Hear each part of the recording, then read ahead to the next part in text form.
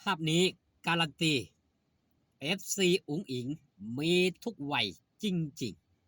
ๆก่อนอื่นขอกล่าวคำว่าสวัสดีครับผมสวัสดีพี่น้องครับป้องปายมิดหมอแคนแฟนหมอลำยินดีต้อนรับเข้าสู่ช่องไทยซีเกตชาแนลในเวลา5 โมงกว่าเกือบสิเที่ยงแล้วครับพี่น้องมาพบมาพอกันก่อนเที่ยงสวัสดีไปยังแฟนครับ FC ลาหน่อยอุ๋งอิงแฟนครับ FC สาวหน่อยเพชรบานแพง สู้ขู่สู้คนนะครับเด้อมาแล้วครับมาแล้วในกิจที่2ของวันที่9เดือนพฤษภาคมปีพุทธศักราช2500วันที่8นะมื้อนี้โทษที่วันที่8ครับมืออื่นสิเป็นคิวงานวันที่9อยู่ที่บ้านนาโพอำเภอเคืองในจังหวัดอุบลราชธานีคลิปมือเศร้าเว้าผิดไปก็ขออภัยเด้อครับเด้อ มือนี้ครับมือนี้เป็นมือพักอีกมือนึงครับมืออื่นจะสิมีงานเนาะของสาวหน่อยเพชรบานแพงเอาพี่น้องป้องปายครับหันมาฟังเรื่องเล่าของหลาดหน่อยอุ๋งอิงภาพนี้การันตีแฟนคลับ FC หลาดหน่อยอุ๋งอิงมีทุกเพศมีทุกวัยจริงๆเมื่อคืนครับสาวหน่อยเพชรบานแพงทำการแสดงที่บ้านต้องอำเภอธาตุพนมจังหวัดนครพนมบัตร50 บาทพี่น้องมิดหมอแคนแฟนหมอลำนี่เข้าไปกันล้นหลามจนล้นวัดว่าสันเถาะสนามน้อยๆจุคนนี่แบบแออัดยัดเยียดกันเลยทีเดียวถือว่าพี่น้องมิดหมอแคนแฟนหมอลำนี่ฮักหอมเบิ่งตั้งแต่ลาดน้อยอุ๋งอิงลงจากรถครับพี่น้องมิดหมอแคนแฟนหมอลำภาพนี้สิได้เห็นครับนี่คือแฟนครับรุ่นใหญ่ครับอายุ70-80 ปีที่ได้เข้ามาหาหลาหน่อยอุ๋งอิงมาขอถ่ายภาพมาขอจับมือให้กับหลาหน่อยอุ๋งอิงรุ่นนี้เสียน้ำตาให้กับหลาหน่อยอุ๋งอิง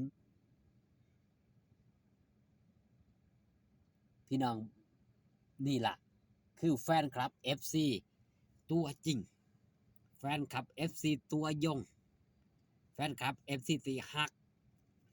อีหลีอีหลออายุ70-80ไผสีเสื้อว่าสีมาเป็นแฟนคลับ FC เด็กน้อยอย่างหลานน้อยอุ้งอิงเข้ามาในช่วงแรกคืออายุ16 ปีแต่เหตุให้แฟนคลับ FC รุ่นนี้น้ำตาไหลบ่ว่าจะเป็นผู้ชายบ่ว่าจะเป็นแม่ยิ่งต่างห้องให้กับหลานน้อยอุ้งอิงมีมากมายถือว่าเป็นศิลปินผู้หนึ่งผู้เดียวก็ว่าได้ในแวดวงการของหมอหลอกหมอลำที่เฮ็ดให้แฟนคลับ FC ติดตามกันบ่ว่าไปทำการแสดงบ้องไหนก็ตามพี่น้องมิตรหมอแคนแฟนหมอลำไปให้กำลังใจกันอย่างล้นหลามนี่คือความหักนี่คือความแพงนี่คือความจริงใจของแฟนคลับ FC รุ่นใหญ่และมาพบแฟนคลับ FC รุ่นน้อยๆลงไปต่ออีกครับพี่น้องรุ่นนี้ก็คือรุ่นน้องๆเนาะนี่รุ่นนี้ก็เป็นรุ่นน้องๆทายอยู่หนามิกพี่น้องมิดหมอแคนแฟนหมอลำหลายผู้หลายคนก็สิว่าโอ้รุ่นเล่าข้าวเดียวกันอโลดพอโตก็ซ้ำๆกันวิทย์กันบ่ปานใดจนพอขันใช้แซวนั่นคือแฟนคลับ FC ของหลานหน่อยอุ้งอิงเขาเสียไหนว่าแฟนคลับ FC หลานหน่อยอุ้งอิงนี่มีทุกเพศมีทุกวัยมือขึ้นนี่มียังครับแดนเซอร์ของปฐมบันเทิงศิลป์นี่ไปให้กำลังใจหลาหน่อยอุ้งอิงไปให้กำลังใจสาวหน่อยเพชรบานแพงสิเป็นมือพักผ่อนของเพิ่นนั่นละเพิ่นก็เลยได้เข้ามาเบิ่งมาแย่งได้เข้ามาให้กำลังใจเห็นบ่ครับวงการหมอลำไม่ทิ้งกันหักกันสร้างความสุขให้กันและกันให้กำลังใจซึ่งกันและกัน เพราะว่าหยังครับอยู่ในวงการเดียวกัน ช่วงนี้ต้องมาลุ้นครับหม้องที่ไปทำการแสดงต้องลุ้นกับฝนเพราะมันเข้าสู่ฤดูฝนแล้วเด้อครับช่วงปลายฤดูกาลนี่พี่น้องหลายผู้หลายคนก็อาจสิสงสัยงานคือน้อยแท้เดือนนี้มีบ่เต็มเดือนก็เนื่องจากว่ามันใกล้สิปิดฤดูกาลแล้วก็เข้าช่วงหน้าฝนหลายหม้องหลายบ่อนก็เฮ็ดไร่เฮ็ดนาหว่านข้าวหว่านกะเป็นที่เสร็จสรรพเรียบร้อยก็มี ดังนั้นเจ้าภาพต่อไปนี้มีแต่ลุ้นอย่างเดียวครับ มาถึงช่วงทำการแสดงของหลาดน้อยอุ๋งอิงเฮาสิเห็นครับภาพบรรยากาศที่มีผู้คน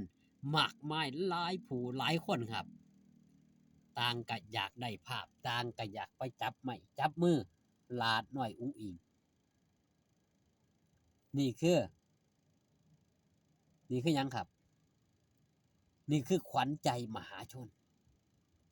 สมกับได้รับรางวัลการันตีครับรางวัลขวัญใจมหาชนของจริงของแท้เบิ่งภาพบรรยากาศต่อไปครับพี่น้องล้นวัดแฟนคลับ FC ล้นฮอดประตูโค้งนะครับพุ่นลาน้อยอุ๋งอิงออกในช่วงคอนเสิร์ตพี่น้องมิตรหมอแคนแฟนหมอลำนี่โอ้ยทั้งไอ้บ่ว่าจะเป็นทางฝั่งซ้ายเนาะฝั่งพุ่น